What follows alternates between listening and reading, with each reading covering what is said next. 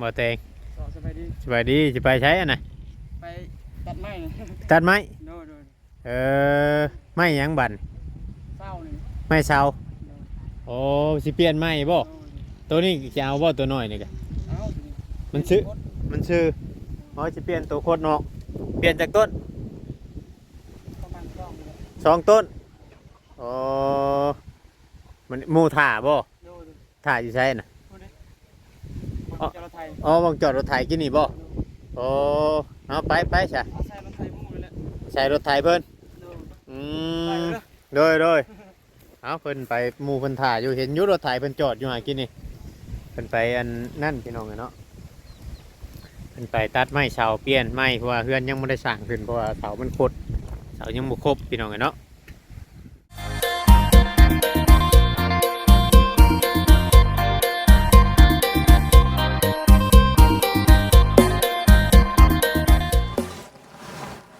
กับสบายดีพ่อแม่พี่น้อง FC ที่หักแพงเบิดสุขูสุคนเนาะแม่ FC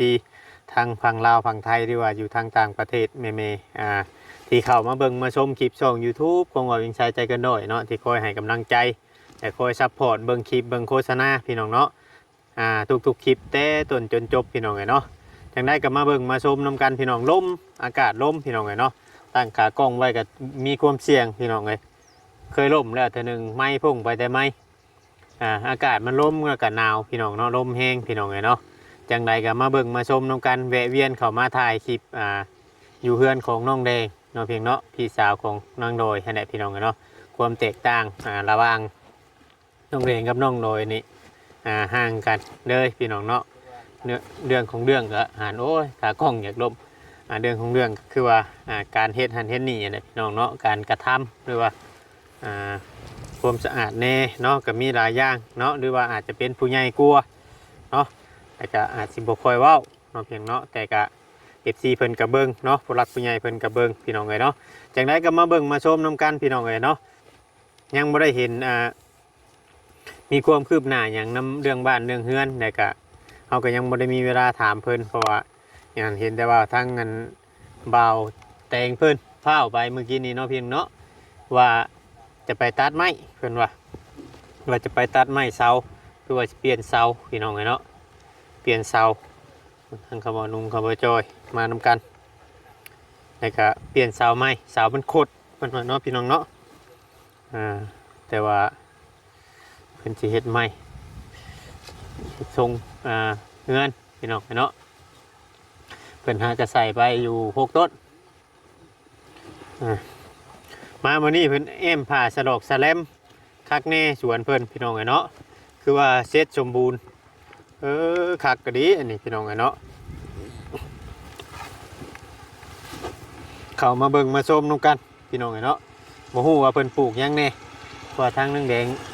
เอาลูกอยู่เทิงพุ่นเพิ่นเอาเฟืองมาปกคุมมะแตงคุมผักคุมหยังเพิ่นปกเนาะคือว่าถ่ายพ่อแม่พี่น้อง FC ป้าตัวนี้บักใหญ่นี่ก็เพิ่นเชียร์หญ้าแล้วเรียบร้อยพี่น้องเนาะ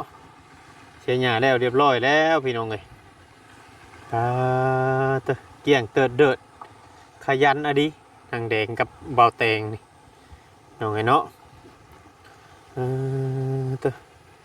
มาเบิ่งคือว่าคักแล้วบัดนี้คักแล้ว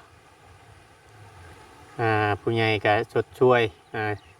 ซื้อผัดสเลมให้มันก็คักนะเฮ็ดก็พอได้อยู่ได้กินแน่พี่น้องเนาะพอเฮาบ่ได้ซื้อคนอื่นนี่ก็มาถ่ายให้ FC ได้เบิ่งได้ชม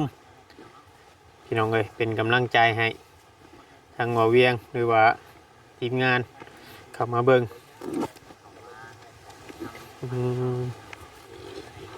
ทางว่านุ่งขึ้นไปแล้วทางเทิงพุ่น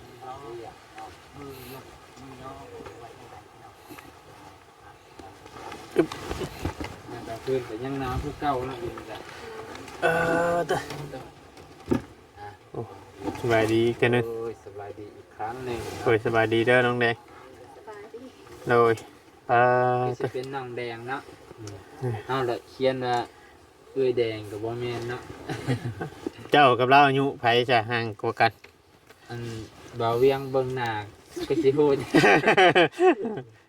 เออ ก็บ่แม่นว่าเอ้ยแดงแก่ได้เฮานี่แหละแก่กว่า อืม ว่าเฮาขึ้นมา3-4คนนี่สิบ่หึมบ่ เคยคนเคยขึ้นมาหลายอยู่บ่นจากคนสูงชุดน่ะฮอดบ่หาคน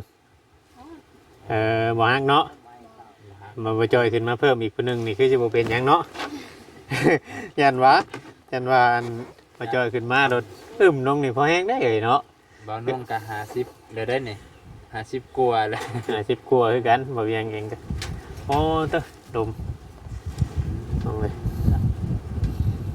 ลูกไปเข้าโรงเรียนบ่ผู้ใหญ่อืมเป็นอะไรคือว่าเพิ่นยังบ่เห็นสร้างเพิ่นเฮ็ดหยังอยู่มื้อนี้เป็นหยัง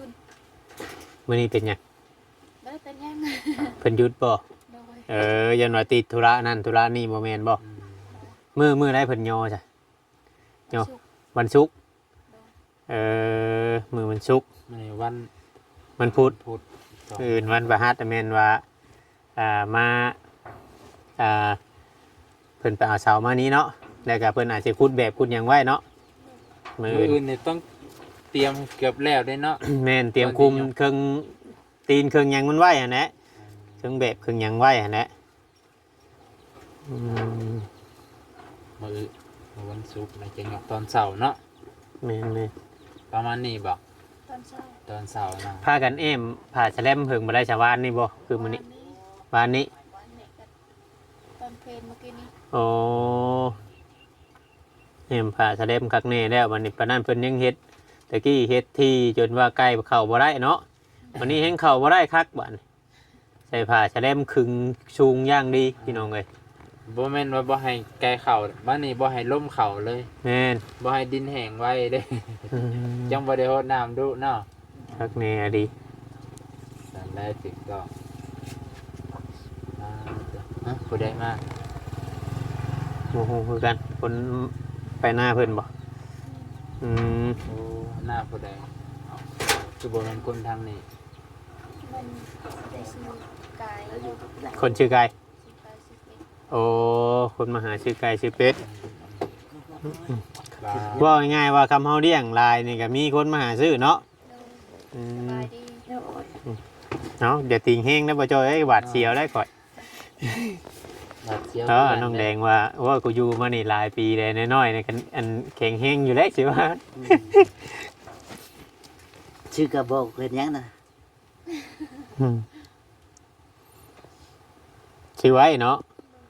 เลยใส่เพิ่นชื่อให้บ่ โดย เพิ่นชื่อให้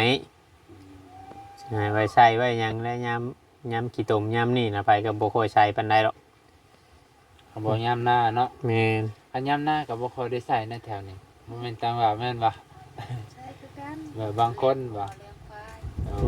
ไปเรียงระวังนะบ่จอยดมยับตูน อากาศขนาดเท่านี้ป้าตกยังลมมาบูให้พี่น้อง คำเราคือไปคำแทบมันบ่คำบ่เพื่อเอาใหม่มาผัวจะ ตามแล้ว จนมืดมาแต่ละเทื่อเออ ไป ใกล้บ่ อ๋อ โอ้ไปตัดอยู่ดงคนบ่ แต่ไปแต่เช้าบัดเจ้าของรถเขาบ่ว่างบ่คือแน่ใด เพราะว่า โอ้ กล่องหยังคือหลายกล่องแท้ ก็เสื้อผ้า อ่าก ล่องเสื้อผ้าจะหนักจะเต็มเลย2ลังเลย ฉันสิใช้ เจ้าหน่อยเฮือนสิฮักก่อนได้นี่เนาะ ชาวเฮ็ดเลยเนาะ เอ้ย ให้เล่งมือเฮ็ดเฮือนแหละจะได้ สร้างเพิ่นนั่นอยู่ดอกพี่น้องถ้าว่าเพิ่นชื่อเข้ามาอยู่วันนี้น่ะแม่นบ่มีมงเมียนแล้วบัดนี้ อืม แต่นี่เฮาขึ้นมานี่ก็โคตรอยู่แหละเนาะบ่จ้อย มีแต่กล่องเสื้อผ้าของกล่องคือสาวแดงมันมันเสื้อผ้า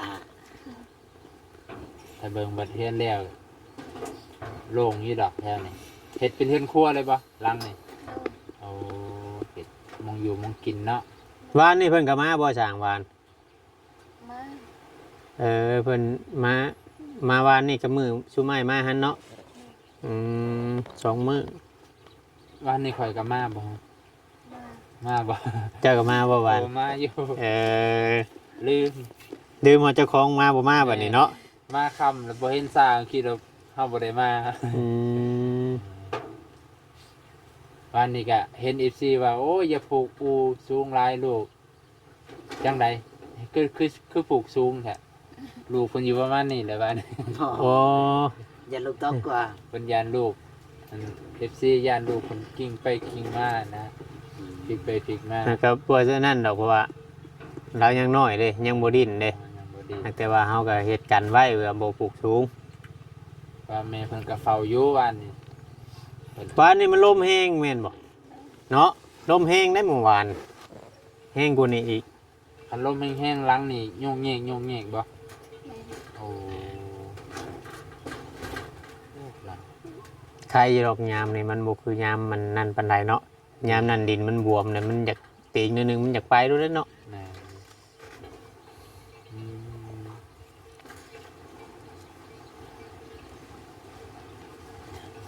บ่บวม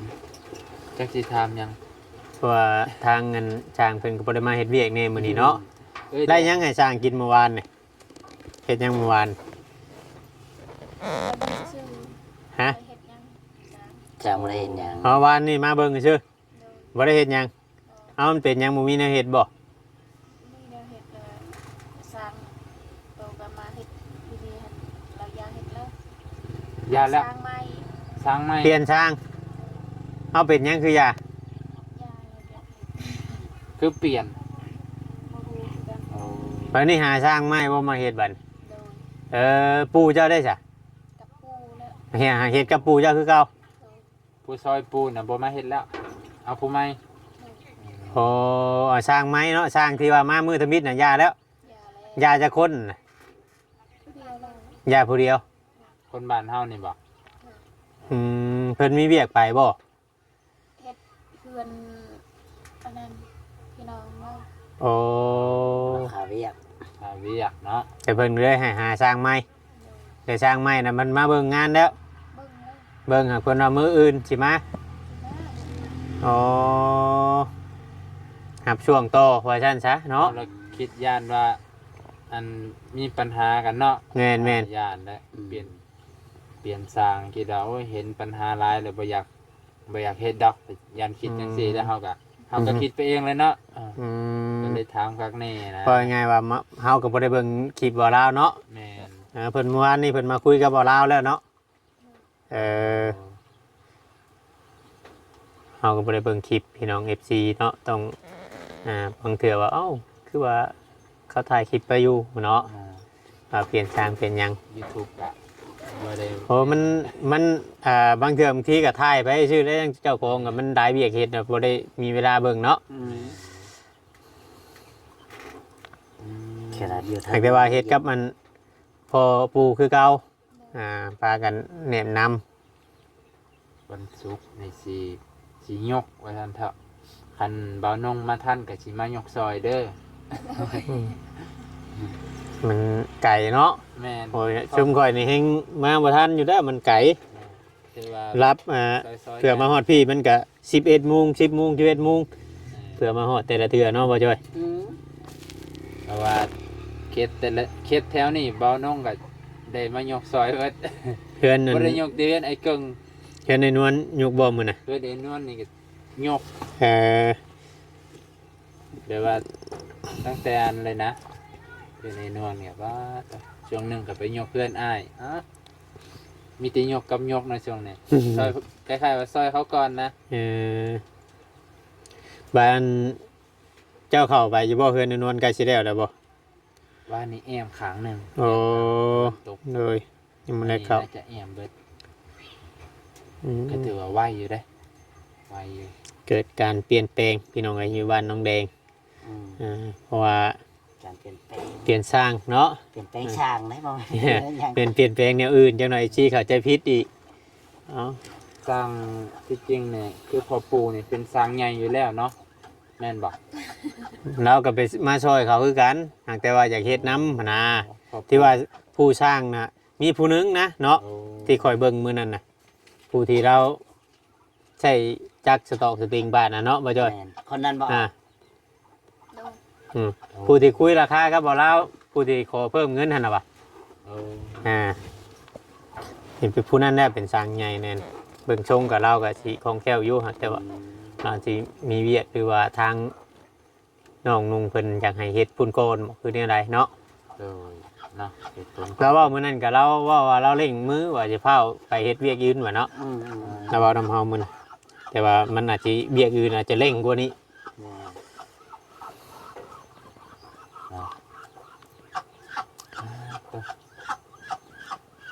เพอบางเทื่อบางทีนั่น อันนี้บ่แน่กินเจ้า บ่ ไม่ยั้งอันนั้นน่ะ ฮะ ของผัวเนาะ โดย โอ้ มะขาม มะ อื ขาม ม ก็เป็นตาแสบอยู่ไปหน่อย มะขามพี่น้องเอ้ย เพราะว่าที่เขาแต่บ้านน้องก็กินด้วยกันเลยเลยสู้กันไป เพราะว่าอันบางเทื่อบางทีนี่สร้างเฮ็ดกับทีมงาน YouTube นี่ถ้าเพิ่นบ่เข้าใจอะดีนี่มันสิเฮ็ดบ่ได้เพราะว่าบางเทื่อนี่เงินนี่สิเข้ามาแบบแต่เล็กแต่น้อยได้บ่หนู โดยเข้าใจเยอะ แล้วก็เฮ็ดแล้วก็ต้องท่าเนาะบ่เจ้าเนาะ แม่น ถ้าผู้ใดสร้างใจฮ้อนนี่สิอยากแล้วบัดเดียวเลยนี่บ่แล้วเด้ โดย บางเทื่อเฮ็ดแล้วนี่ต้องได้หยุดแล้วก็ถ่ายคลิปไปเรื่อยๆเพราะว่าผู้ใหญ่เพิ่นก็เฮ็ดเวียกเฮ็ดงานคือกันบางเทื่อผู้เพิ่นช่วยเนาะ โดย มันบ่มีเงินเป็นก้อนใหญ่ๆบัดเดียว แม่น เอ้ยแดงก็สิเข้าใจอยู่ตีเนาะเพื่อสิได้เฮือนลังน้ำกะทาโดนแน่ แม่น อาจจะเดือน2 เดือนไปเลย อืม มึงแต่บ่พออันนี้กะทาอีกสักพักหนึงกะสิอันนี้ดอกเพิ่น ใน ทาดู สังกะสีแน่แล้วก็นั่นนี่แน่เนาะกาสอบกาสร้างแน่เนาะ แต่ว่าของเพิ่นน่ะรู้สึกว่าครบ ครบไปแล้วใหม่เป็นหยังไงเนาะสังกะสีมันยังนี่เอามาเบิดแล้ว แป้นก็หลายแล้ว น่าสิค่าสร้างคำว่าสิยังบ่ครบแล้วบ่เพิ่นเว้าอยู่บ่เพิ่นแจ้งนะบ่บ่ฮู้นะเนาะบ่ฮู้หรอกเรานะต้องถามบ่ลาวเนาะ ยั ค่าง สร้าง ที่ว่าเราว่ายังอยู่ ค่าสร้างบ่แล้วบ่ให้ขึ้นเฮือนเอาอีกแล้ววันนี้ เพราะว่าผู้เพิ่นเฮ็ดนั่นก็คือเว้าอันเนี้ยเฮ็ดแล้วเพิ่นก็อยากได้เงินไผก็คือกัน แม่นแหละ แต่ก็ทางผู้รักผู้ใหญ่เพิ่นได้มอบหมายให้ได้เพิ่นก็ต้องหามาให้มันแล้วอันนี้พี่น้องทุกหลังบ่มีหลังใดหรอกเฮ็ดแล้วบ่ได้เงินน่ะหลังใดก็เฮ็ดแล้วก็ได้เงินคือเก่า มันอาทิชาแน่นอนนึง แม่ อืม ใครหรอกมันเป็นเฮือนไม้เฮ็ดบ่โดน เนาะ แต่เฮือนปูนนี่เฮ็ดโดนนะ3 เดือน 4 เดือนพุ่นนะเฮ็ดหลังหนึงเพื่อสิจบเนาะ ต้องเก็บรายละเอียดหลายเนาะ แม่นหลายอย่าง คันเฮ็ดบ่งามหมู่ก็สิมาติสร้างอีกแล้ว โอ้ย แต่เฮือนใหม่นี่ส่วนหลายมันก็บ่ได้ละเอียดหลายปานนั้นมีแต่เฮ็ดตามแบบที่เพิ่นวางไว้ อืม อืม ผัวบ่ได้ไปประกันเครียดอีกบ่มื้อนี้ บ่ มันหนาวเนาะ นา จะคิดว่าอันเครียดก็เป็นจักสิออกบ่ออกหนาวแฮงเริ่มหนาวเริ่มเย็นนี่ได้เฮาก็ แม่ เพราะว่าเมื่อนี่ก็สั่นลอยๆแล้วพี่น้องเอ้ย ขนาดอยู่ทั้งเรือนก็ยังสั่นเลย เนาะเทื่อนี่ จังเย็นน่ะดีอันนี้เนาะ แม่น เพราะนั้นตอนคืนจุมเรานอนรับโอ้ยข่อยนอนบ่รับได้ข่อย จะว่าละมุนเขากล่องเลยแม่นอ แต่ยังดีอยู่มันมีเครื่องลายเลยมันบังสามารถบังลมได้ตอนนั้นเนยโล่งเวิดเฮงนั่นแหละเนาะข่อยคิดว่าทั้งมาเล่าซื้อผ้ากระจาดเข้ามามื้อนี้ข่อยตอนแรกข่อยคิดว่าเพิ่นสิเอามาอ้อมตัวนี้ถ่าซ้ำเพื่อนแล้วบ่วะ เอา แต่มันเป็นชื่อไปให้เพื่อนเขาอ้ายเจ้าเนาะเพื่อน คืออ้ายเนาะ เอื้อยทั้งอ้าย ทั้งเอื้อยทั้งอ้าย อยู่ร่วมกัน ซื้อไปทางนั้นจะดีใจนำเพิ่นอยู่พอลมบ่พัดปานใดทางนั้นก็ได้ มันได้คนแฮงจะอยู่ในกินกับสำใดสำหนึงกับบ่กุ้มกัน แต่คนกินข้าวเนาะ แม่น ลูก 8 คนบ่ 8 คนเท่านั้นมื้อน่ะเนาะ ครับ 8 คนผู้ชายเบิดเด้ยยังเหลือแต่เจ้าพรไม่ได้หันเป็นผู้หญิง เถอะว่ะ คนแสดงว่าเอามาเลี้ยงนำบ่ ยอมบ่ แต่เรานี่ก็ยังให้ย่าเลี้ยงแต่ผู้หนึงเนี่ยเนาะ อย่าว่าสิเอามาเพิ่มอีกคนหนึง สองคนนี่เรานี่ยังให้ย่าแบ่งให้ปู่ให้ย่าเบิ่งนำได้ มันยากมองเข่านี่เนาะ แม่น 8 คนนี่ป้าดตัว ย่างน้ำเข้าได้เราเนื้อเราอัน หนึ่งก็บ่ได้น้อยแล้วเราหนึ่งเฉพาะหนึ่งกันเนาะเปิดแต่ละมือเปิด ได้แล้วหนึ่ง อ่า เป็นคน อืม กินเขาซีสอบหนึ่งกับนอนอาทิตย์ เออแมนฮะแหละแมน สอบหนึงบ่ทันอาทิตย์ ยังดีแต่ว่าชุมเพิ่นมันยังก็บ่เลือกนี่กินหยังก็ได้ ขอมี เห็นเขาจ้ำกอกจ้ำเกลือเนาะเห็นเขาเจ้ากินเฮานี่โว้ยมันต่างกันที่ว่าเนี่ยพี่น้องเอ้ย จำเป็นนะ มันจำเป็นแหละ ใครแต่ว่าเอ้ยพรเวไลเพิ่นก็ถือว่าแข็งแกร่ง หางยามนี่ยังใครอยู่มันอันยังอยากหากินง่ายในนั้นนึงเนาะง่ายย้อนยังความมันยังหาคุดกบคุดเขียดอะไรอยู่เนาะ โดย แต่มันแดงไปแล้วนั่นก็จักยากแล้วพี่น้อง ต้อง อ่า เดือน อยู่ 3 เดือน 4เนี่ยโอ้ มีอาศัยแต่ไข่หมูแดงแค่นั้นเนาะ อืม ไข่หมูแดงกับคนหารายกับบ่ได้อีกค่อยมีทางนี้ นี่ บัด แดงเราไปไข่แดงเราดูมันวะ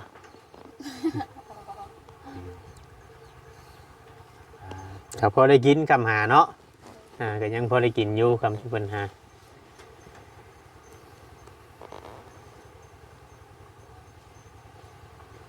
นะ เนี่ยไรบ่จ้อย มีจังได้เฮา เดี๋ยวคุยกับเพิ่นเด้อเดี๋ยวค่อยสิลงก่อนนะสบายดีเด้อน้องแดงเด้อ ต้องคือกัน เออ แล้ว น้องบ่ สวัสดี ยาเนแดงมือให้ไอ้แดง เพิ่นพักผ่อนให้เพิ่นเอาลูกเพิ่นพี่น้องเอ้ยเนาะ ลูกคนวันนี้ มันหนาวพี่น้องบ่จักความสินั่นแหละชุมเฮาก็ได้มาค่ำเนี่ยมีแต่ว่าสิเดินทางกลับ จะได้กับเมื่อกันได้เด้อจักเอ้ยจักน้องเลยบ่ฮู้เอิ้นไปก่อนแหละยก อ่า ยกให้เป็นเอื้อย นี่แหละพี่น้องเอ้ยเสานี่คือว่าเพิ่นคัดนั่นนี่เนาะแต่เสาเฮือนไอ้เกิงนี่แฮงโคตรโกว่านี่อีกตัวน่ะยังเอาอันนี้เพิ่นบ่เอาเพิ่นว่ามันขดพี่น้องเอ้ย